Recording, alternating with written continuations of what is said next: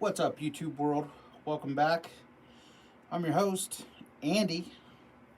Andy's Notes. Couple quick things. Try to pump out a video.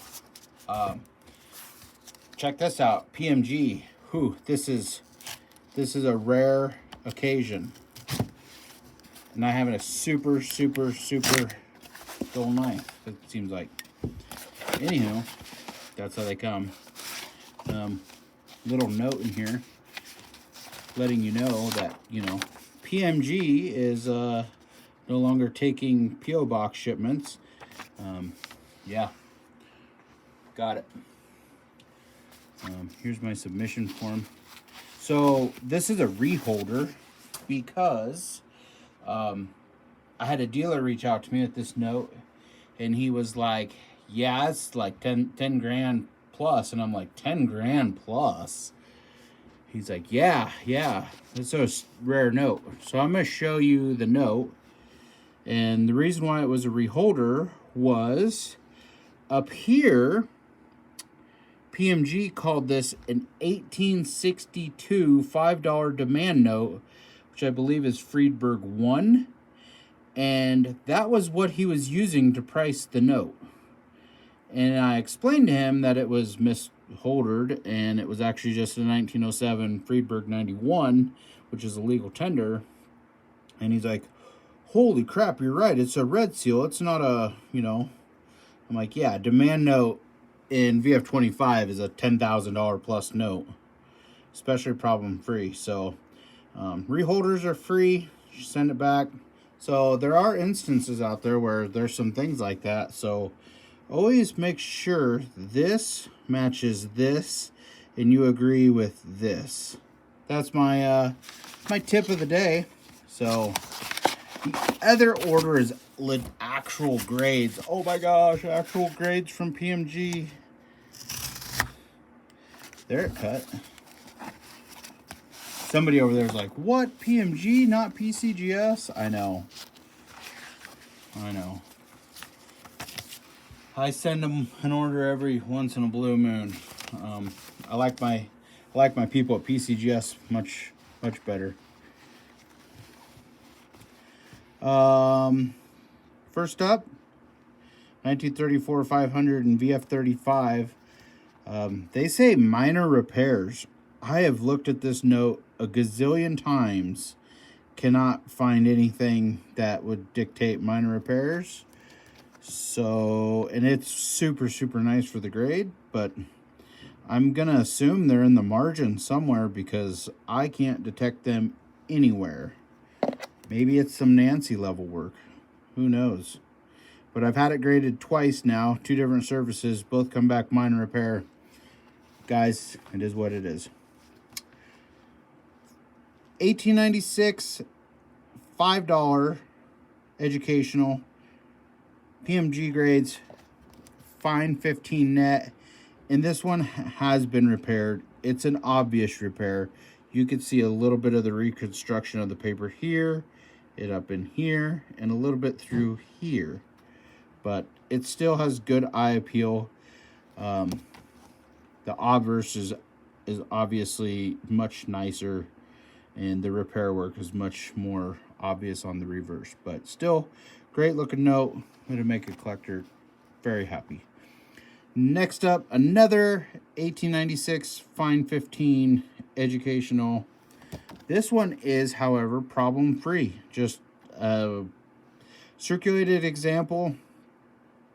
Pretty easy note to sell. So then we have a 1901 Bison in VF30. The obverse of this note is absolutely amazing. Lewis and Clark are fully intact. The Bison's fully intact. The red is super vibrant. However, it does have an old annotation right there. You can see August 5th, 1889. That would be considered contemporary. It's pretty faded, probably pencil or some sort of water-based ink or something of that measure. They did comment annotation lightened. Either way, the note is super nice, super original. Then we have another Bison, 1901. This note, the obverse, is also super, super crisp on. Has more of a VF30 look, in my opinion. Netted down most likely for minor issue. This is a VF25. It does have a corner stain up in here and a small tear. Small tear being right there. So, in my opinion, it's been netted down a grade, so it is what it is. Then we have a 1901 Friedberg 120 Bison VF30. Great, sharp-looking note. No problems, just a problem-free VF30. You probably noticed this speck on here. That's just like circulation dirt or carbon spot. It is what it is, guys. Like, these notes went out, they served their purpose, they survived. You're not always going to get a perfect example. You can see a little bit on the back. It might even be the same dot. It is the same dot. Could be a carbon spot from printing. But either way, great looking note. Super easy to sell. That's what I sent to PMG. For the life of me, I sent these there because I don't know why. I honestly don't. I just make a little pile, and when it gets full, I send it off to PMG. Anywho, PCGS bulk orders back. Gonna be super quick video. Everyone's probably wondering what I've been doing. I've been just doing the damn thing. Busy. Raising kids. Working. Getting ready for the end of the year. Liquidating old stuff.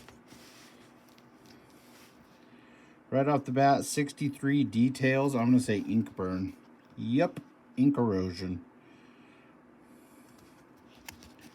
Still a great note. It is what it is, guys. 63. Here's another one. 63. They're probably sequential. That was 195. Nope. They're from the same run. 049, 179, and 195. So from the same run. Also, ink erosion. It is what it is. What happens is that ink has got metal in it, and humidity and metallics don't go together. 1864 Lucy Pickens AU55.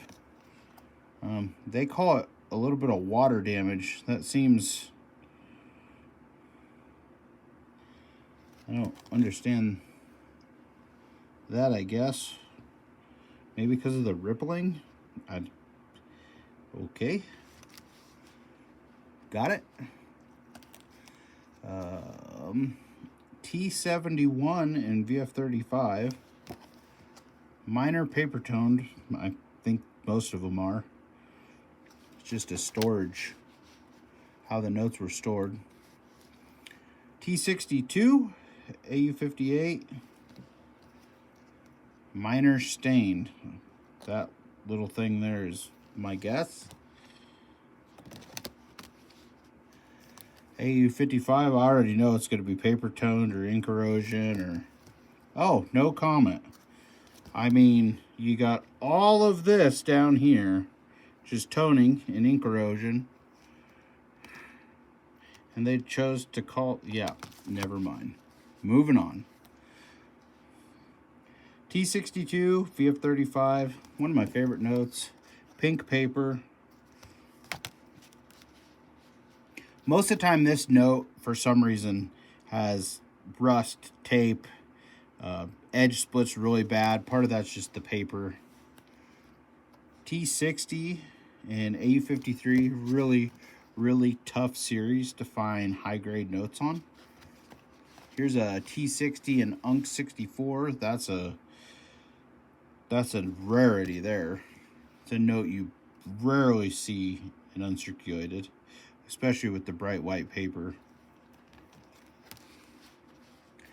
T18. This note is has a well-known counterfeit, the CT18. This one has a little bit of minor edge damage up here, a little wallet wear. I'm okay with that. T18, another one. This one's in Choice XF45. Problem free. Confederates are probably my #1 selling note. So T18 and VF30. I will price these all up and they'll be gone probably by next Monday. Minor ink erosion commented. One thing you can look for, so this ink's gonna bleed through. That's just, it is what it is.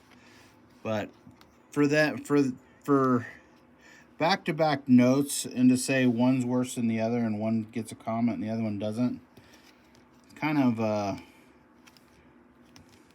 don't know. I understand it's grader's discretion, but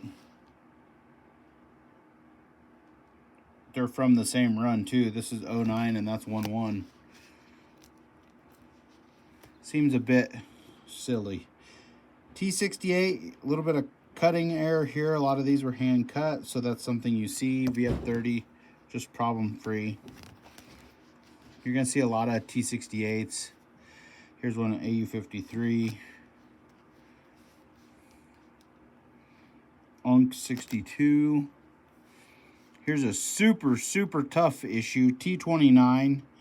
The vignette is what makes this popular. I will show it. I'm not going to explain it. If you have any sort of idea of the notes and the history, you'll know exactly what you're looking at. This is a problem-free example. It is not cut canceled, so a lot of these have hole cancellations or triangle cancellations or cross-cut cancellations. So that kind of brings the rare, not really the rarity, but the value of the note up much more. It's really hard to find this note in this kind of condition with this kind of look. Next up, T46, another tough note. A little bit of an old bank stamp and some contemporary writing on the back, but also VF20. Another T46 and VF20. Just problem free. T13, another super tough note. These often come really paper toned and or stains. So Bank of West Memphis, Tennessee, really easy note to sell. A little tidbit about Tennessee obsoletes. A lot of these were destroyed during the Civil War, so some of them are exceedingly rare, but nice problem-free examples that aren't burned or ripped or torn are highly coveted by collectors. Here's kind of a neat note. The Cincinnati and Whitewater Canal note from Ohio. If you can see, it has ginormous gutter folds going through the note. They notated it stained with as-made gutter folds. But the obverse of the note has good eye appeal with the horse and the boy. Next up, State of Mississippi 3. Nothing fancy, just a make and change note. Pennsylvania, colonial currency, AU53. Really nice example. We have a continental currency piece, CC93 and AU53. They notated paper scuff. If you noticed here on the front, it does have a little bit of a scuff. Doesn't affect the pinned signatures though. Here's a reattached 10 shilling. Oh, this is a Ben Franklin note. VF20 details, severed and reattached. Yep. This is not my work. This is just as they come in. A lot of these were put back together in the 1960s. So, but great note.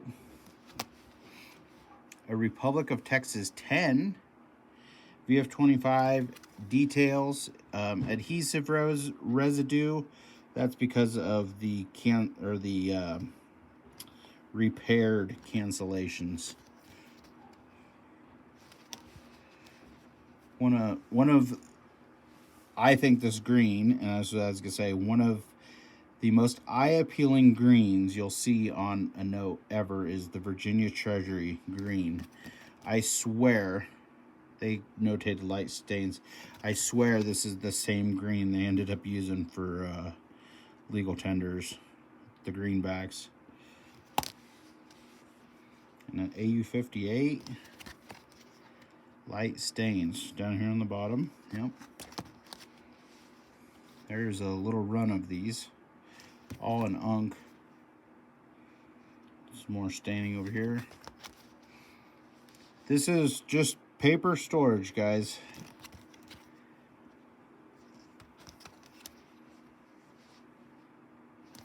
They're all going to have light stain comment. Yep, they were all together at one point in their lifetime. 64.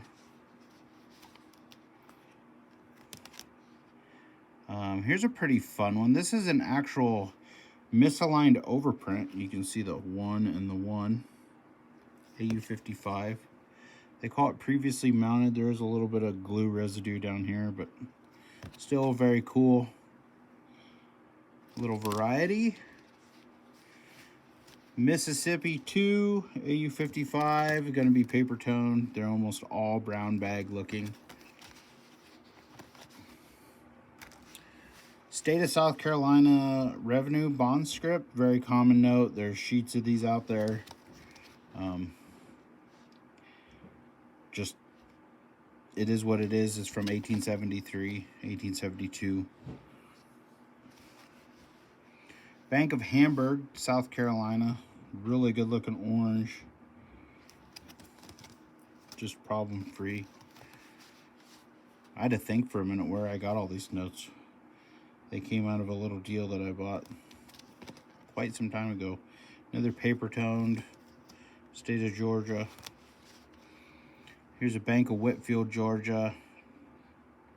This is from Dalton area, XF40. This is one of those notes where, have you not handled a lot of obsoletes, you would almost think this was counterfeit just because of the way the paper feels and the lack of detail in the vignette. Williamsport, Pennsylvania. 12.5-cent remainder.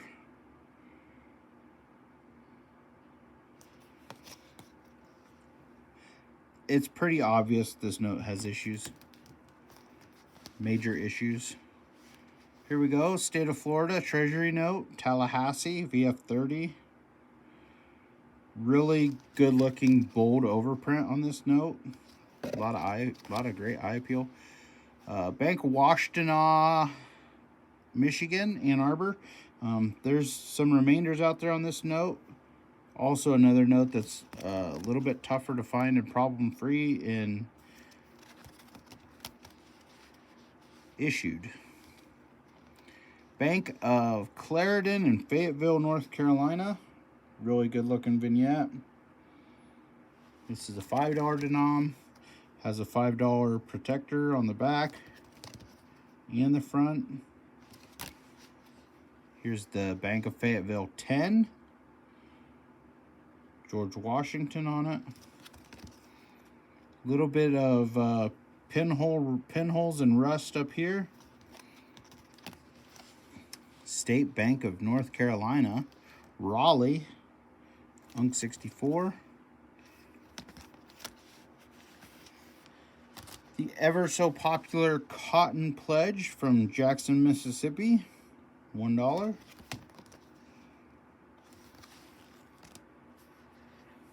This is a cool note we're going to hold back on. Here is a auditor's certificate from the Republic of Texas in AU53. Serial number 75.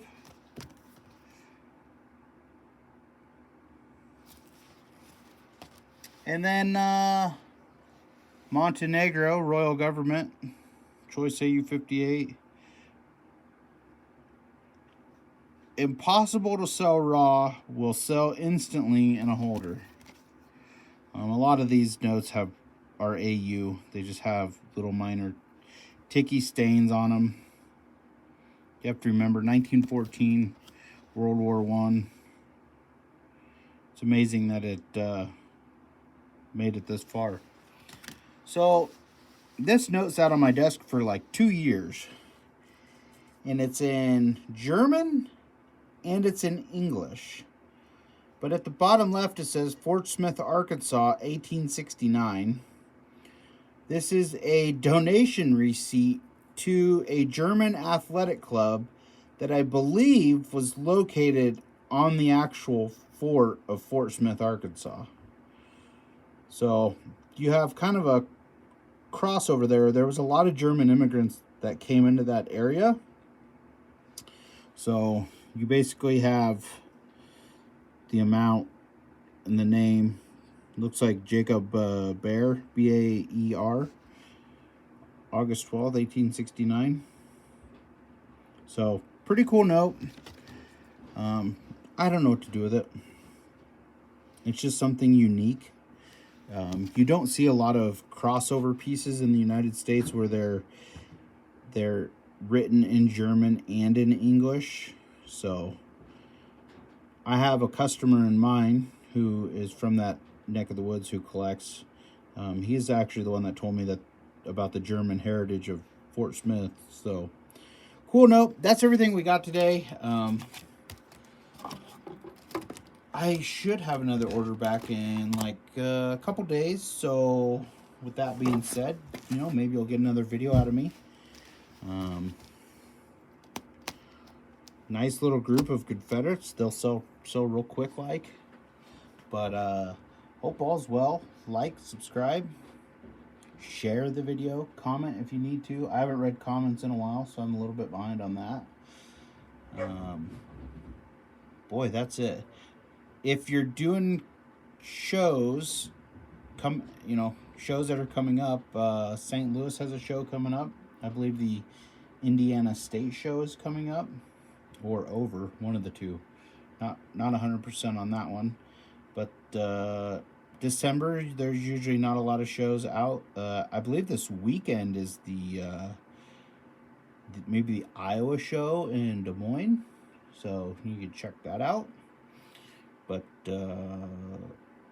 if anything, I will be at the Fun Show in Florida come January. So stop by, say hi, introduce yourself. If there's something you'd like to see a video on, I've been kind of noodling around doing some more expertise videos, things that maybe aren't talked about, that kind of a gray area in paper money collecting, like counterfeits, counterfeit detection, how to look up notes on, on Heritage or Stacks or, eBay comps and things of that nature. But if you're interested in something more technical, just hit me up. What do you want to know about? I like doing open boxes. They're fun. You get to see the notes that I help collectors put into their collection. But, yeah, if you have any ideas, drop her down in the comments. I'll read it, maybe this century. And we'll work on making a video. So, with that, I bid you adieu. Have a great and safe day, week, month, and year. And I'll catch you on the next one.